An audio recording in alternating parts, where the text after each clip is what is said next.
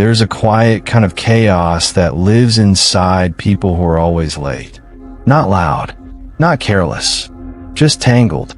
From the outside, lateness looks simple, an inconvenience, a choice, a flaw in discipline.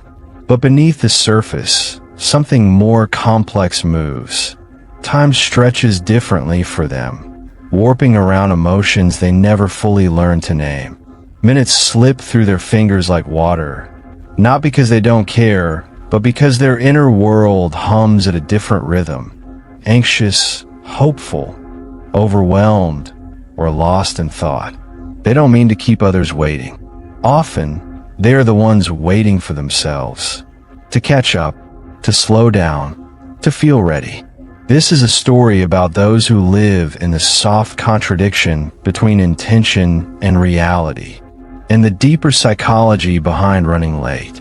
There is a moment, quiet and familiar, when a person who is always late feels the first tremor of awareness. It often comes softly, an unexpected glance at the time, a widening of the eyes, a breath that tightens the chest. It is not dramatic, not cinematic, just a small collapse inside the mind, like a door swinging open to reveal a truth already known. They are late. Again. And even though they felt the minutes passing, even though they sensed the slow drift of time in the background, somehow the moment to move, really move, slipped by unnoticed. There is a specific kind of heaviness that follows. A guilt that arrives pre-formed, practiced from years of repetition. A quiet apology rehearsed before it is ever spoken. On the outside, lateness looks like carelessness. But on the inside, it feels like a contradiction between intention and reality. They wake up wanting to be on time. They picture themselves moving smoothly, arriving calmly, entering spaces without rush or explanation. Yet the day unfolds differently, as if time itself has learned how to slip around them, reshaping the hours into something less stable, less predictable. For some, the recognition appears as a tightening, a brisk gathering of keys, a stumble through the doorway, a mind that jumps in a fast forward. For others, it comes with a long, resigned exhale, a familiar acceptance of a pattern they still don't fully understand. There is no moment of decision, only the realization that the decision has already been made without them. Inside this experience lives a complicated emotional landscape. Shame for letting someone down, anxiety for the effort it takes to catch up, fragile hope that maybe today will be different, and behind it all, a faint self-directed disappointment that rarely gets spoken aloud. People who are always late often narrate their lives in small promises. I'll start earlier. I'll get ready sooner. I'll leave on time, I swear. These are not lies. They are genuine intentions, spoken with a tenderness that others may not see. But intention and timing do not always align. Their mind might drift. Their body might stall. Their emotions might slow them without permission. There's also a strange duality in how they perceive time. Minutes feel abundant until they suddenly don't. A task seems simple until it stretches unexpectedly. A transition feels like a gentle slope until it becomes a cliff. They do not misjudge time on purpose. It simply behaves differently in their internal world. Then comes the moment just before they step out the door. The moment when they know, with a quiet sinking certainty, that they will not make it in time. And yet they keep moving, both rushing and dragging, caught between urgency and regret. This recognition is not only about clocks. It is about identity, about the stories they tell themselves, about the discomfort of seeming unreliable while feeling deeply the opposite. They care, they try, but their relationship with time has its own rhythm, one that doesn't always match the outside world. The flicker of awareness is not just noticing lateness. It is noticing the emotions that come with it. the tightening, the apology forming in the mouth, the soft, almost invisible grief of disappointing someone again, including themselves. And yet, this moment of recognition is also where understanding begins. Before the psychology, before the origins, before the layers unravel, there is simply this: a person standing in the doorway of their own habits, feeling the weight of a pattern they never consciously chose, but carry all the same.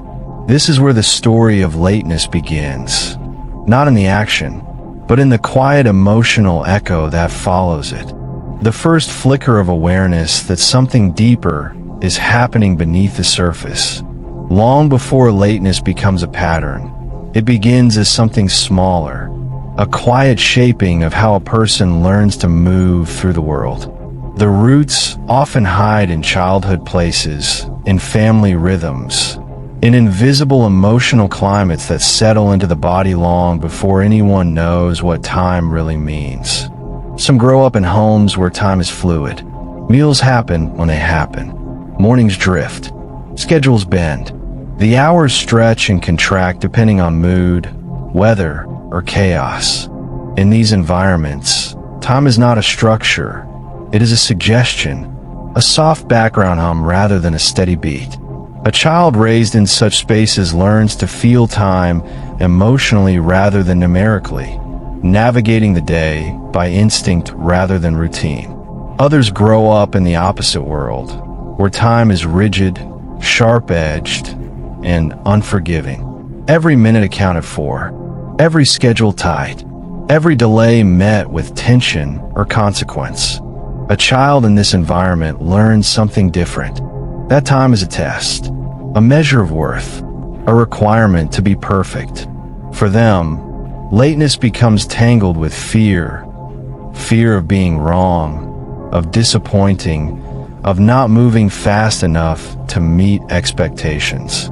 Ironically, this fear can create the very struggle they hope to avoid, turning time into something heavy and overwhelming rather than steady and safe. Then there are those whose early lives were marked by unpredictability, the kind that teaches the nervous system to constantly adapt.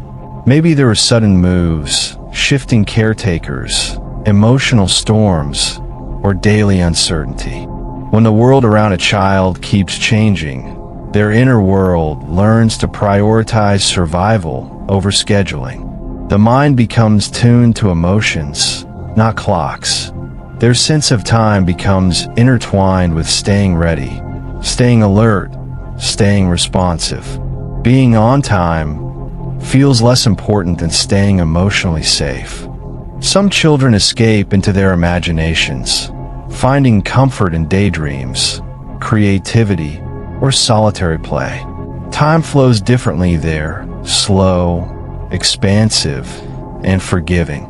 These children often carry that same timelessness into adulthood, where tasks feel quicker in the mind than in reality, and transitions pull them reluctantly away from the inner worlds they've learned to love.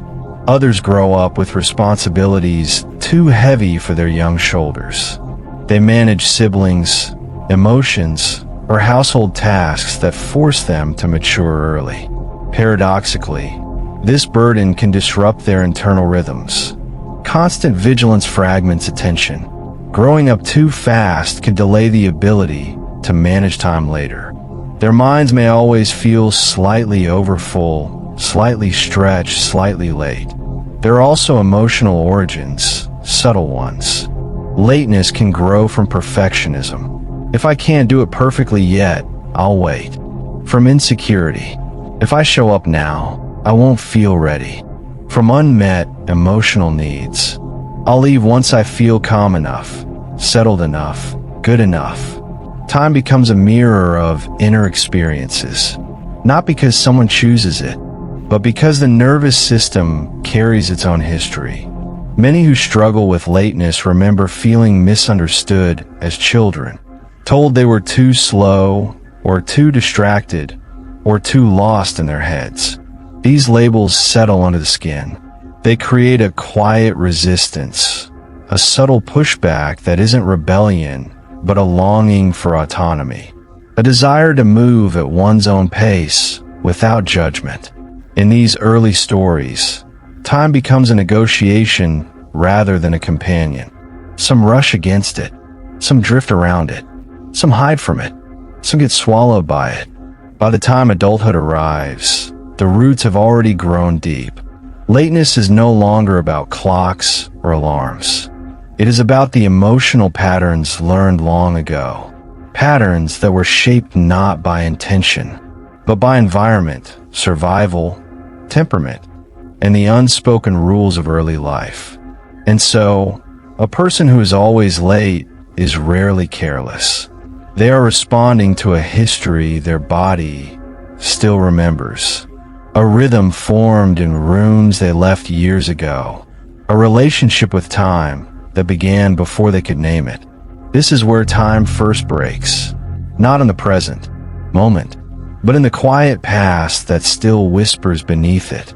There is a science to lateness, not a justification, but a map of the invisible processes shaping how a person senses, organizes, and responds to time. Behind every late arrival lies a web of cognitive patterns, emotional reactions, and neurological rhythms that rarely receive compassion, yet deeply influence daily life. One of the most fundamental concepts is time blindness. For some people, time is not felt as a steady stream. It arrives in bursts, now and not now. Minutes don't accumulate in their awareness. They simply appear suddenly, like stepping from soft twilight into noon. This isn't a failure of care. It's a difference in perception, often connected to how the brain manages attention, transitions, and emotional regulation. People with time blindness may genuinely believe they have more minutes than reality allows. A task they imagine will take 5 minutes quietly expands into 15.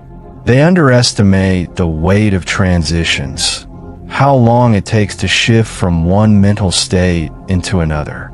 The brain, focused intensely on the task at hand, struggles to hold the larger timeline in view. Another piece of the psychology involves executive functioning, the set of mental skills that manage planning, organization, sequencing, and initiation. For some, these skills are naturally smooth, creating a steady rhythm of decision-making. For others, especially those with ADHD, anxiety, or cognitive overload, these executive processes are fragile. Starting a task can feel like lifting a heavy gate. Switching tasks can feel like leaving a warm room to step into cold air. Finishing a task can feel surprisingly difficult, as if the mind resists closure. In these moments, lateness becomes less about behavior and more about bandwidth. The brain hesitates. It avoids. It overfocuses. It becomes tangled in its own circuitry.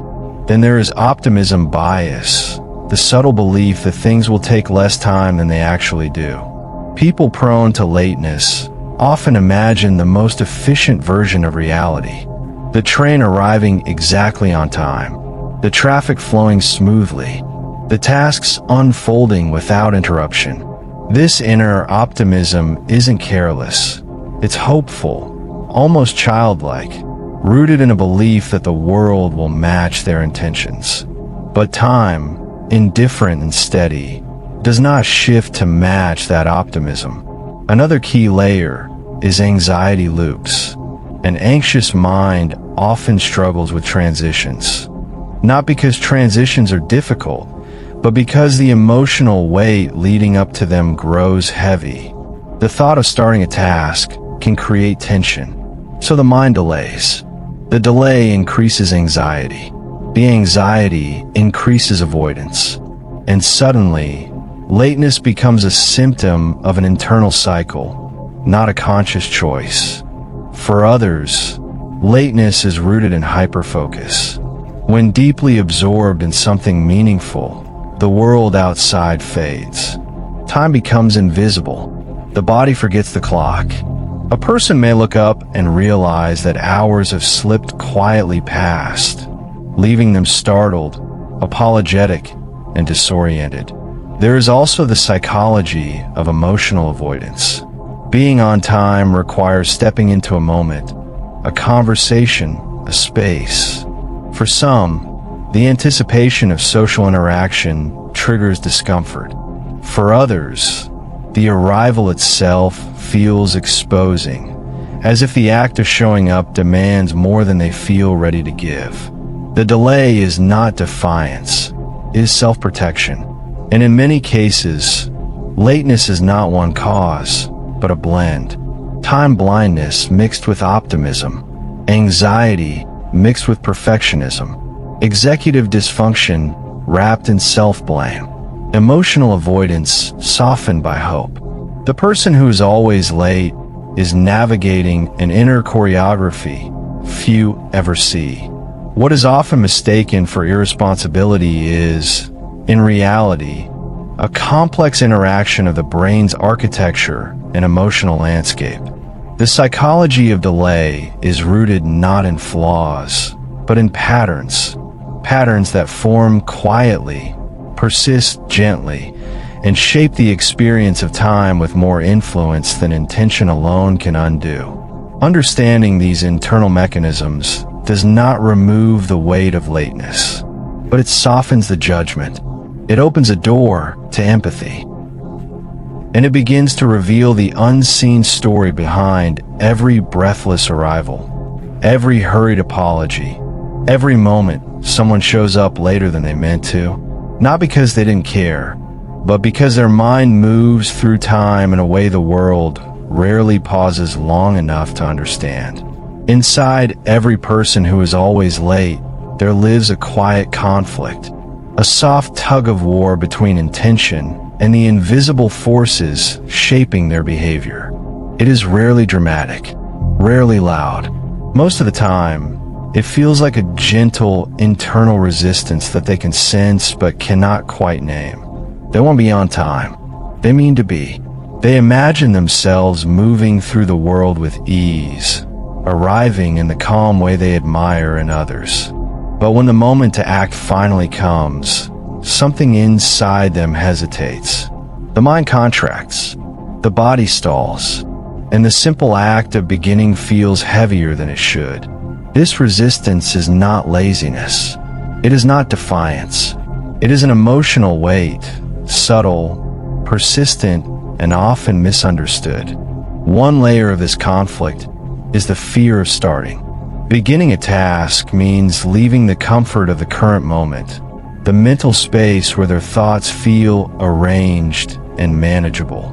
Starting disrupts that.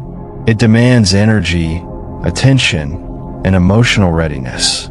For some, even small tasks feel like a mountain they must hike toward before taking the first step. Another layer is the fear of finishing. Finishing means closing a door, ending a moment, transitioning into something unknown. Even positive changes carry a sense of loss, an unease that makes the final steps of preparation stretch out longer than expected. A person may linger in the last minutes, rearranging, double-checking, or revisiting things that don't truly matter. Not because they're careless, but because the act of ending feels strangely vulnerable. Then there is the conflict between pace and pressure. They feel time pressing against them like a demanding force. The more pressure they feel, the slower their body becomes. It is the paradox of urgency. The faster things must happen, the more their mind retreats into stillness. They freeze, stall, or drift, not out of choice, but as a quiet protective response to overwhelm. Perfectionism creates its own resistance. A person may delay leaving because they want everything to be just right. Their appearance, their mood, their energy.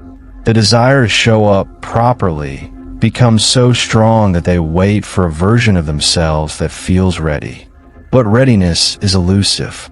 It rarely arrives on time. And so they linger, in search of a perfect moment that dissolves as soon as they reach for it. Another conflict is rooted in identity. Being the late one becomes a story they begin to believe about themselves. Each late arrival reinforces the narrative, shaping their self-perception in quiet ways. They apologize with the weight of history, not just the moment. The identity becomes familiar, uncomfortable yet predictable, making it difficult to step outside of it, even when they want to. There is also emotional conflict around being seen. Showing up is not just physical, it is a form of exposure. Walking into a room, entering a conversation, or appearing in a new environment can feel like a spotlight turning on. Lateness becomes a shield, a subtle way of reducing the time spent under that invisible light. Arriving late shortens the exposure, even if the person does not consciously realize they are doing it. Underneath it all lies self-blame. People who are always late carry a quiet disappointment in themselves. Every repeated pattern deepens the belief that something is wrong with them, that they are flawed in a way they cannot fix. This shame, heavy and silent, creates even more resistance.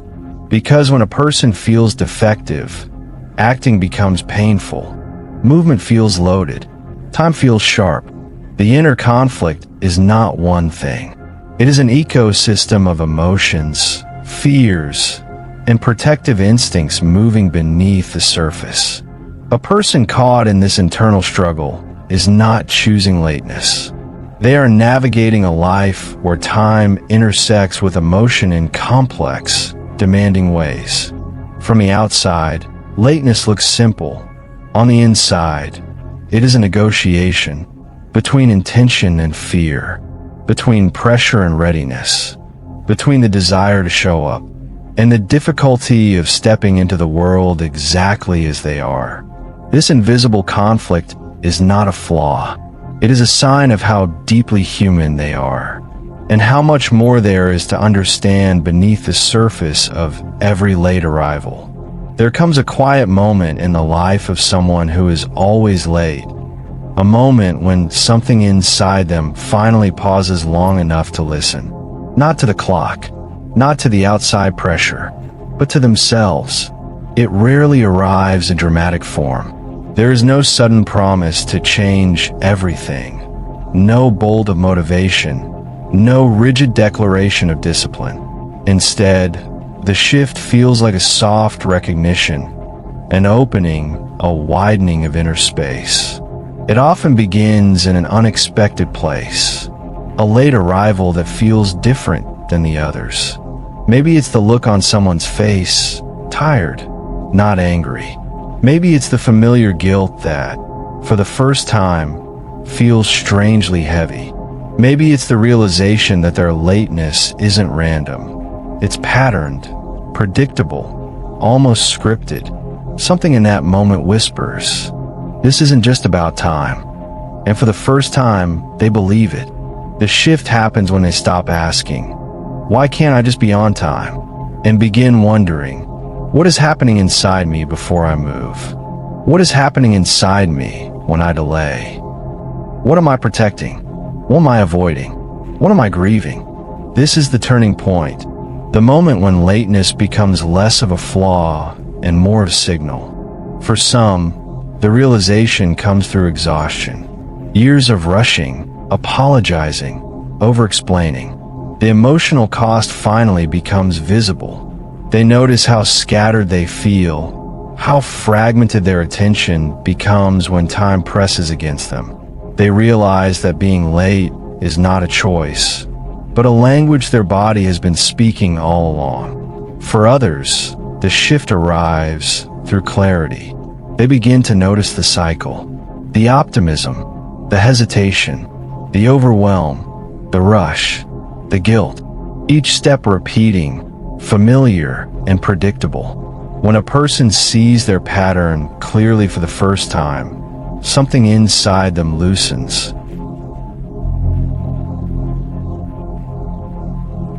Patterns lose their power when they are no longer invisible. There are also realizations that come through kindness. A friend who says, "I know you're trying." A partner who notices how stressed they look when hurrying. Someone who sees the struggling human beneath the repeated behavior. Sometimes, compassion becomes a mirror, revealing truths they couldn't see through shame alone. The shift may also arrive through self-observation. They start noticing the exact moment they begin to stall, the breath that shortens, the task that suddenly feels heavier, the thought that whispers later, even though they know later rarely cooperates. This awareness doesn't solve the pattern, but it illuminates it, and illumination is the first step toward healing. In this turning point, a deeper understanding begins to bloom. That lateness is not a measure of character, but a reflection of internal experiences they didn't know how to interpret. They see that their brain is not broken. Their intentions are not empty. Their efforts are not imaginary. They begin to understand that their internal world moves at its own pace, shaped by history, emotion, and the quiet architecture of their mind. The shift is subtle, but profound. They feel less defective, less ashamed, less alone, and with that softening comes space. Space to feel curiosity instead of judgment, to explore instead of punish, to listen instead of blame. This turning point is not the end of lateness. It is the beginning of compassion, a new relationship with the self, a willingness to look inward instead of running from the discomfort. It is the moment a person realizes that they are not battling time. They are navigating themselves. And in that recognition, something gentle begins to change. Not the clock, not the world, but the way they hold their own experience, with a little more understanding and a little less fear. Healing does not arrive as perfect punctuality. It doesn't come wrapped in flawless routines or rigid discipline. Instead, it begins softly, in the way a person learns to sit with themselves, to understand the rhythm of their own mind, to hold time with a little more tenderness than before. For someone who has always been late, healing is less about controlling time and more about befriending it. Not wrestling with the minutes, not chasing the hours, but learning to coexist with them, gently, patiently, honoring the truth that their inner world has its own seasons, its own pacing, its own way of unfolding. The first part of integration often begins with self-observation without judgment, noticing the moments when the mind slows down, noticing when transitions feel heavy, noticing when the heart softens into daydreams or tightens with resistance. This kind of awareness is quiet. It is not corrective, it is compassionate. It recognizes that lateness is not the enemy. Self-blame is. In this new space, a person begins to understand that their relationship with time was never personal failure, only unmet emotional needs expressing themselves through behavior. They see the places where fear shaped their delays, where perfectionism whispered, "Just a little longer," where anxiety froze the body into stillness, where childhood rhythms still echo through adult routines. And as these truths reveal themselves, something unexpected happens. The pressure that once made everything harder begins to soften. Healing means loosening the grip. It means allowing themselves to be human, imperfect, variable, learning. It means recognizing that time is not a ruler pressed against their worth, but a landscape they're allowed to navigate at their own pace. Some begin to hold time more gently by honoring their own transitions. They discover that their mind needs a moment to shift from one task to another. Not a jolt, not a push, just a breath, a pause, a soft landing into the next moment. This small tenderness toward themselves creates space where pressure once lived. Others find healing in naming their patterns, not as excuses, but as truths that deserve acknowledgement. I get overwhelmed before I leave. I lose track of time when I'm anxious. I hesitate when I don't feel ready. Naming brings clarity. Clarity brings calm. Calm brings movement. Some learn to hold time gently by rebuilding trust with themselves, not through strict promises, but through quiet consistency, a gradual noticing that small moments of care accumulate, that every gentle shift is still a shift, that change does not need to be loud to be real. And there are those who heal simply by allowing themselves to be seen, by letting someone close enough to understand their struggles, by accepting empathy rather than bracing for judgment. This kind of connection softens the internal hardness that lateness often carries. It teaches them that their pace does not make them unlovable, unreliable, or unacceptable. Integration is not about becoming someone else. It is about becoming someone who no longer fights themselves in every passing hour.